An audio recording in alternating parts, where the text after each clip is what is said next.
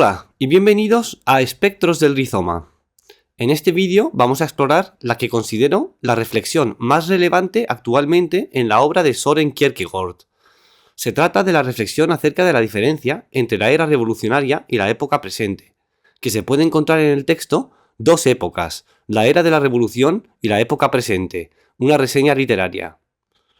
Como indica el segundo subtítulo del texto, esta reflexión sobre las dos épocas, la revolucionaria, que se refiere al periodo napoleónico, y la presente, que se refiere al momento de la escritura del texto, el año 1846, surge en el texto como parte de una crítica o reseña literaria de la novela danesa Dos épocas, de la autora Thomasin Kristin Gyllenburg Ehrensvärd.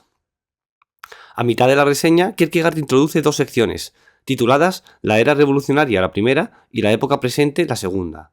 Vamos a ver primero qué dice Kierkegaard en esas dos secciones, explicándolo con citas, y luego ofreceremos algunos comentarios críticos sobre el texto y sobre su aplicabilidad y relevancia para nuestro presente.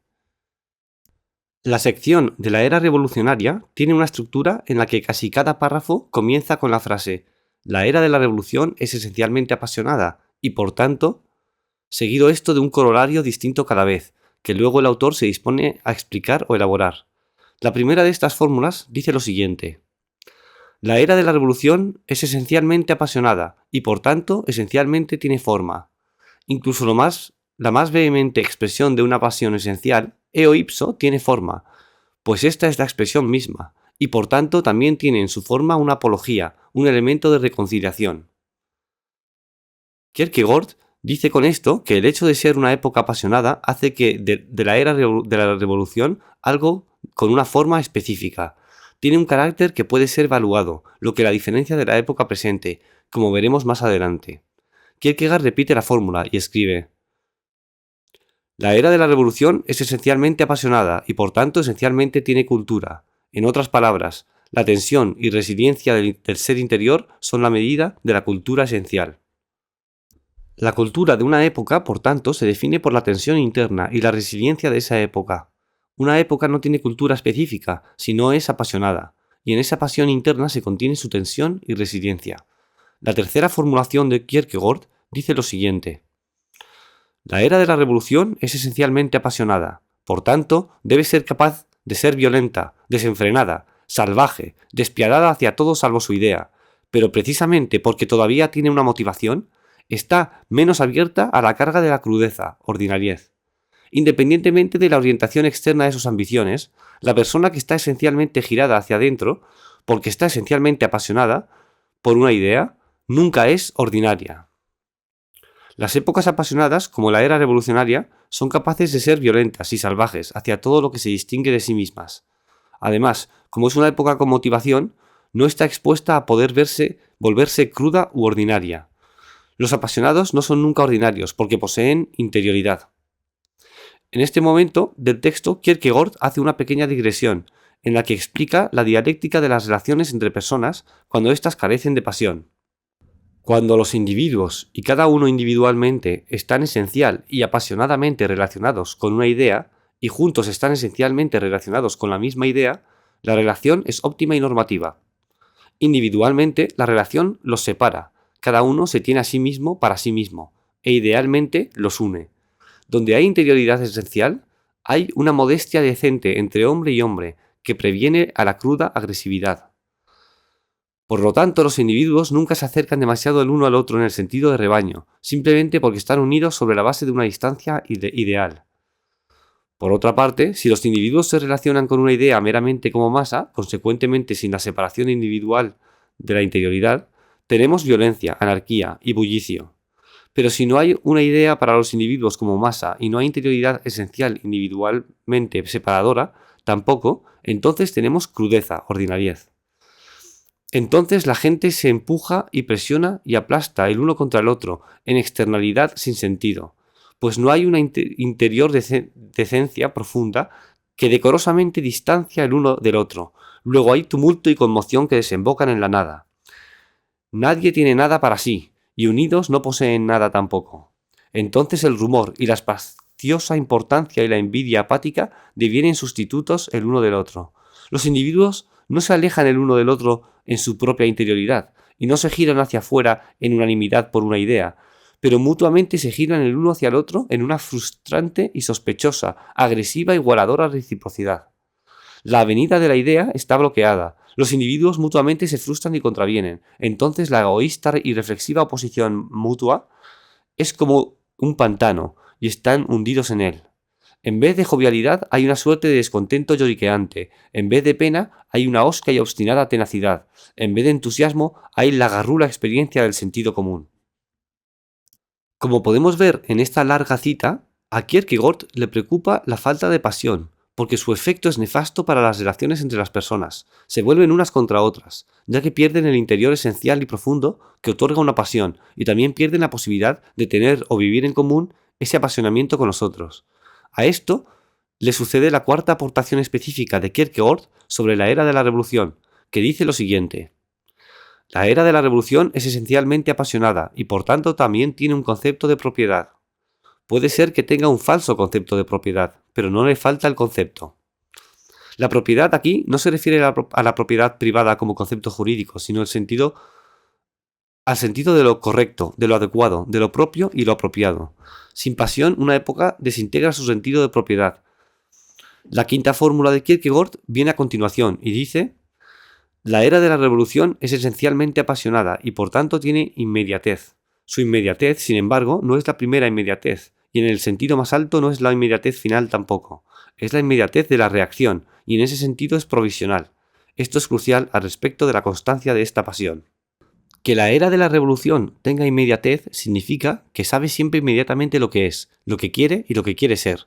Esta inmediatez es provisional, porque es una reacción a algo que la provoca a ser inmediata.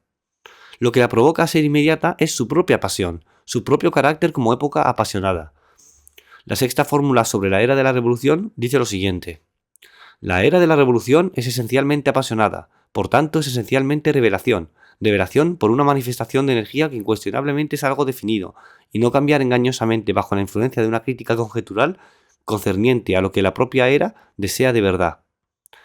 Esta cita indica que las épocas apasionadas son aquellas que se revelan a sí mismas y no se dejan engañar por la crítica para desear lo que no desea. Siempre se revela en su propio deseo.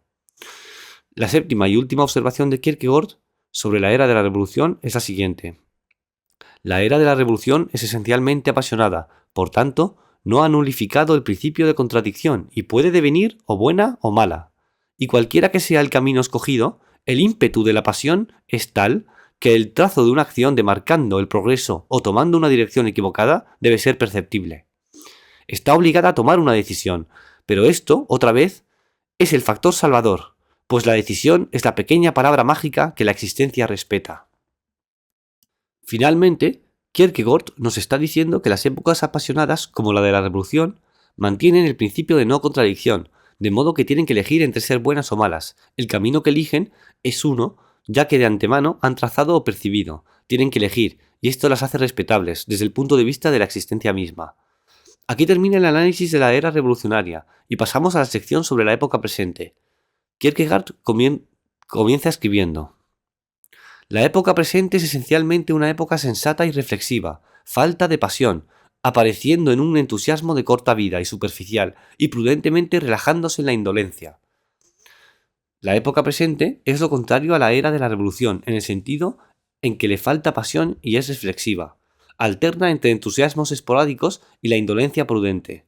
Kierkegaard diferencia la forma en que se habla de los dos tipos de épocas de la siguiente forma: si decimos de una era revolucionaria que acaba mal, entonces debemos decir de la época presente que está yendo mal.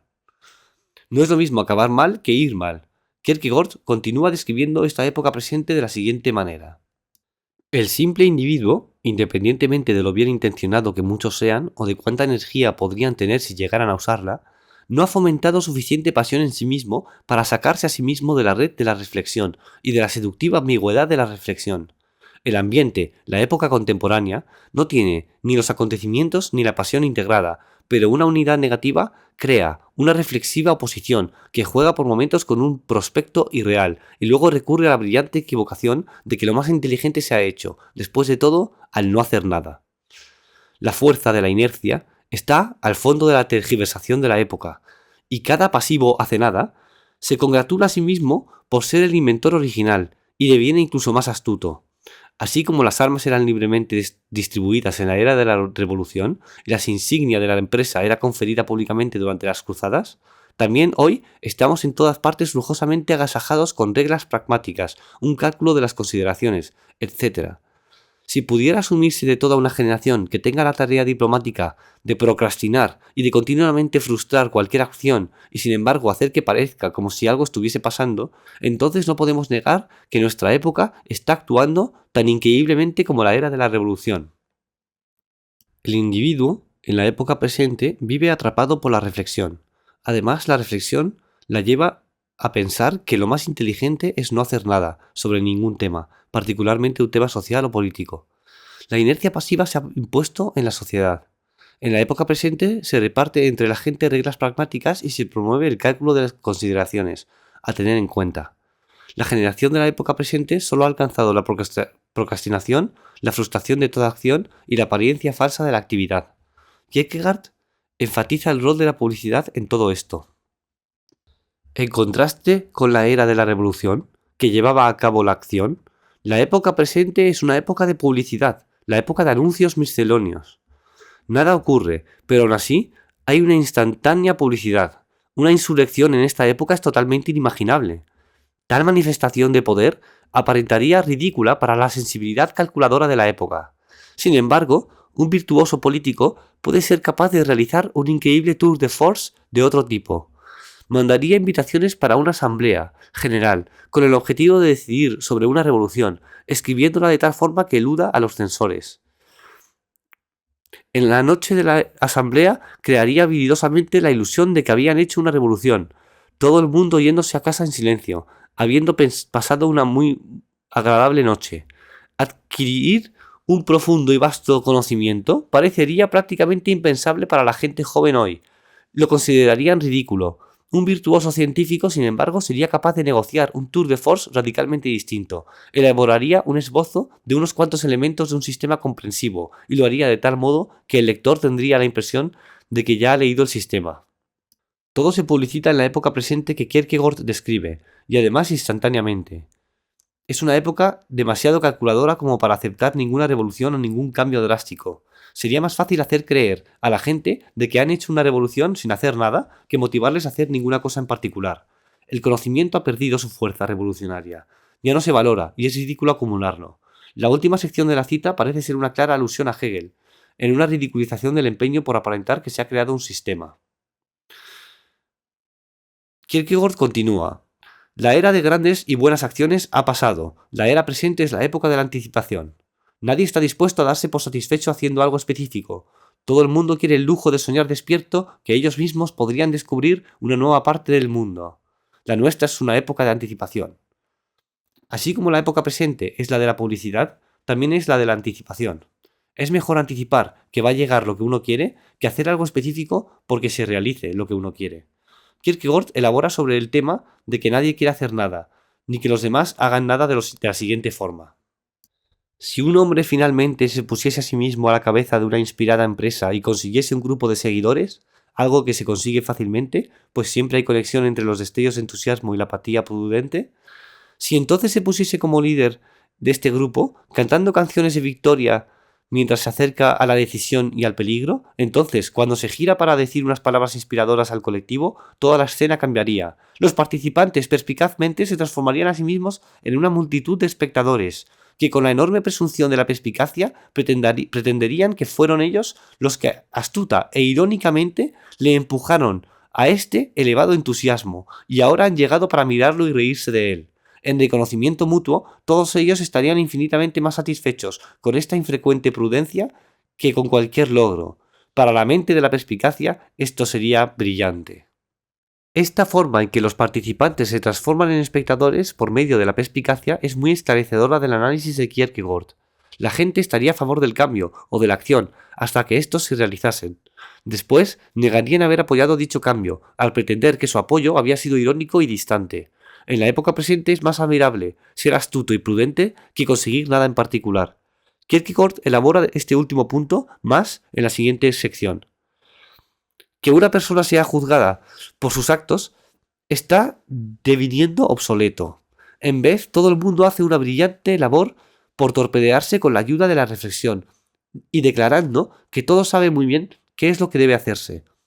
Pero lo que comprenden a nivel de la reflexión y la observación de personas conversando, o los lectores y la asamblea en general, serían totalmente incapaces de comprenderlo en forma de acción. Si alguien fuera por ahí escuchando lo que los demás dicen que debe hacerse y luego con un sentido de ironía hiciese algo al respecto, todo el mundo estaría en su contra, lo encontrarían precipitado, y tan pronto como ellos comenzaran a pensar y conversar sobre ello, se darían cuenta de que era exactamente lo que tenía que hacerse. La gente en la época presente piensa que saben lo que debe hacerse, pero al mismo tiempo, si alguien lo realizase, se opondrían a él. Y para más Inri, y en contradicción con sus propias creencias, si reflexionasen sobre ello, volverían a estar de acuerdo en que eso era lo que debía hacerse. Es decir, estarían de acuerdo a priori y a posteriori, pero no con la realización en sí de la acción, sino con su propia reflexión al respecto. Kierkegaard concluye, la época presente con sus destellos de entusiasmo, alternándose con la indolencia apática a la que como mucho le gusta bromear, se acerca mucho a ser cómica. Si se alterna entre el entusiasmo y la indolencia, uno está viviendo una época que es esencialmente cómica. Con esto llegamos al final de la presentación del texto de Kierkegaard y pasamos a una serie de comentarios críticos en relación con la relevancia de dicho texto para un análisis del presente en el año 2025. La primera crítica a la exégesis cultural de Kierkegaard que podemos hacer es que ésta se sustenta demasiado en el concepto de lo esencial. Kierkegaard insiste varias veces en decirnos que la era de la revolución es esencialmente apasionada. Menciona también lo esencial cuando habla de la interioridad, cuando habla de la relación entre individuos y cuando habla de la época contemporánea como esencialmente cómica. Kierkegaard en este sentido es un esencialista, en la vena de Aristóteles o incluso de Spinoza. Un deleuziano leibniziano siempre podía responder que todo lo que describe Kierkegaard son las maneras de ser de la era de la revolución, sus maneras y no su esencia. Ahora bien, para adentrarnos en el texto de Kierkegaard y en el tema de su relevancia contemporánea, quizás sea conveniente mencionar a Kant. Una de las primeras observaciones que uno puede hacer sobre toda esta reflexión de Kierkegaard es que es una crítica dirigida a las masas y no a las élites. Sin embargo, el texto puede ser visto como uno de los textos fundadores de la crítica de la sociedad de masas, corriente muy potente y aún relevante en la filosofía. Quizás esta corriente esté relacionada con la corriente iniciada por Kant en su texto que es la Ilustración, ya que este es el que inicia, según Foucault, la corriente filosófica de preguntarse por el presente. Mientras Kant está investigando un presente revolucionario, Kierkegaard está comparando ese presente con otro posterior, el de una época mucho más indecisa, deliberante e indeterminada. Si lo que hace Foucault con el texto de Kant es extraer su lección profunda, es decir, la idea de que la filosofía se pregunta en primera instancia tres preguntas fundamentales, ¿de dónde venimos, quiénes somos y a dónde vamos?, entonces lo que debemos hacer nosotros es extraer la lección profunda del texto de Kierkegaard, aunque no sea similar en su forma. Antes de llegar a esta lección profunda, vamos a comparar nuestra época con la época presente de Kierkegaard, primero, y con la era de la revolución después. Se puede destacar 5 aspectos de la época presente, destacados por Kierkegaard, que son los siguientes. 1. Una época de reflexión pasiva. 2. Una época de la publicidad instantánea. 3. Una época de la anticipación constante de los acontecimientos. 4. Una época que niega la acción en favor de la deliberación pasiva y la contemplación astuta. Y 5. Una época que alterna entre destellos de entusiasmo y la indolencia prudente y apática. Sobre la reflexión, podemos decir que en nuestra época se nos invita a la reflexión, siempre que ésta sea inocente, siempre que no sea rompedora con el status quo. Lo que dice de Kierkegaard sobre cómo somos agasajados con reglas pragmáticas y el cálculo de consideraciones tiene mucha relevancia hoy. La popularidad del estoicismo, en su vertiente más superficial y embaucadora, en medios como YouTube, evidencia que hay una corriente muy presente por la cual hay que pensar la vida en términos de reglas pragmáticas, como la moderación. Pero la moderación, ¿a quién sirve? ¿Le sirve a uno mismo para estar sano o sirve para que uno a su vez sea un siervo útil del sistema? Igualmente, quizás el cálculo eterno de consideraciones sobre cada tema sea una forma de encerrarnos en una realidad calculadora y pragmática, en la que siempre hay que tener todos los factores en cuenta y dotarlos de la seriedad apropiada. Esa es una vida sin lo posible, sin lo distinto y sin lo creativo. Sobre la publicidad instantánea, diremos que hoy ya es oblicua y omnipresente. Oblicua porque atraviesa tanto al individuo en su día a día como a la cultura general de forma más abstracta. Y omnipresente, pues los intereses económicos solo han potenciado su presencia hasta universalizarla. A cada cosa le precede hoy su propia publicidad. Sobre la anticipación, no hay más que decir que aún es más omnipresente que la publicidad. Hoy se anticipa todo, y nos resulta más disfrutable o gozoso anticipar algo que vivir su realización. Hasta los vídeos de YouTube son anticipados por sus espectadores. Es como si nuestro tiempo hubiese cambiado a uno en el que todo está por venir, pero por venir muy pronto, por venir conforme a nuestros deseos, por venir conforme a lo que queremos que venga. Generamos nuestro propio porvenir, de modo que siempre es más de lo mismo, más de lo que no nos sorprende de verdad, más de lo que podemos codificar de acuerdo a nuestros criterios preestablecidos, más de lo que no viene de afuera, y más de lo que no es ni auténtico ni rompedor. Sobre la deliberación pasiva y la contemplación astuta, diremos que es una de las mejores observaciones de Kierkegaard en su texto. Cuando nos habla de cómo los participantes se convierten de forma inmediata y sin embargo mediada por una cierta ironía en espectadores, parece que está describiendo un problema muy moderno, ultramoderno, un problema de hoy, no de 1846. Por poner un ejemplo paradigmático, el caso del streamer de política conocido como Destiny. Sus seguidores participan de sus manías, sus rants o discursos desinhibidos, interminables y airados. Pero cada vez que surge un escándalo en torno a la figura, es como si espontáneamente los participantes se volvieran espectadores y anuncian su astucia. Nunca le seguimos, siempre fue de forma irónica. Estamos de acuerdo en el fondo, pero no en la forma. O pensamos igual que él, pero nunca lo diríamos. Toda la gama de excusas y formas de desentenderse, para que el fracaso sea siempre solo de la figura y no del conjunto. La supuesta comunidad desaparece, desvanece. Quizás de todo lo que dice Kierkegaard sobre la época presente, lo más relevante sea el quinto aspecto, la alternancia entre entusiasmo e indolencia apática. Hemos entrado de lleno en esa dinámica, y uno a veces tiene que interpretar, según el día y según el contexto, cuál es el que toca manifestar. Cada vez que sale el tráiler de una película, las reacciones, ya sea en YouTube o Twitter o donde sea, se pueden amontonar en dos grupos igual de irrisorios: el entusiasmo desmedido o la apatía total, unas veces como pasotismo, otras veces como sarcasmo irónico.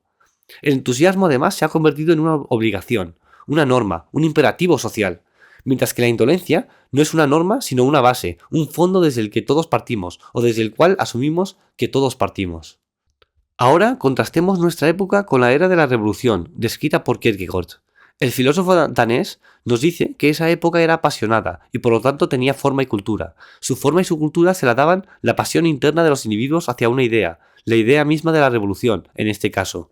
Más interesante aún es la dialéctica que describe Kierkegaard sobre las relaciones entre personas. Cuando tienen pasión por algo, viven enfocadas hacia su interioridad, esa pasión, y hacia compartirla con otros desde una distancia ideal. Pero cuando no hay pasión desaparece esta distancia ideal, y las personas se enfocan las unas a las otras, generando crudeza u ordinariez. Quizás lo más llamativo al contrastar esto con nuestra época es que parece que ambos fenómenos suceden a la vez, simultáneamente. Unos viven con mucha pasión sus ideas y otros sin pasión alguna, solo enfocados en criticar, desanimar o humillar a los demás. Como dice Kierkegaard, nadie tiene nada para sí, y unidos no poseen nada tampoco. Por último, la era de la revolución estaba obligada a decidir si era buena o mala, a seguir un camino particular y a decidir este camino en función de su pasión interna. Que la existencia respeta la decisión significa que una época que no decide es una época que apenas existe. Pero puede ser que nuestra época sea más extraña todavía. No quiere decidir, pero ya ha decidido. Y lo que ha decidido no es ser buena ni mala, derecha o izquierda, orden o caos. Lo que ha decidido es estar definida por el intento constante de generar la pasión suficiente para decidir su forma y su cultura, sabiendo que es un conjunto que nunca se transformará del todo. Por poner un ejemplo, nunca será woke o anti-woke, siempre será aquello que quiere generar la pasión para decidir ser woke, sin eliminar nunca lo anti-woke. Con esto llegamos a nuestra conclusión sobre esta doble reflexión de Kierkegaard. Lo que quizás nos defina no sea tener trazas de una era revolucionaria, así como el paradigma de la época reflexiva, sino la continua y perpetua alternancia entre ambas. Sabemos que la revolución como época existió en el pasado, y la mantenemos viva, como diría Baudrillard, en la ilusión de su fin. Sabemos que terminó la era revolucionaria, pero sabemos también que su final fue una ilusión, y que siempre estará viva, siempre se mantendrá viva, en la generación de las pasiones políticas y socioculturales. Pero también sabemos que vivimos en una era reflexiva, de entusiasmo e indolencia, de anticipación y publicidad para todo. De modo que nuestra indecisión como sociedad entre ambas es nuestro castigo, o quizás nuestra salvación. Pues quizás es solo en la coexistencia de ambas formas que el mundo actual tiene sentido y dignidad, alternando siempre entre la pasión y la reflexión. Hasta aquí ha llegado nuestro análisis. Si te ha gustado el vídeo, por favor dale a like y suscríbete. Un saludo de Espectros del Rizoma.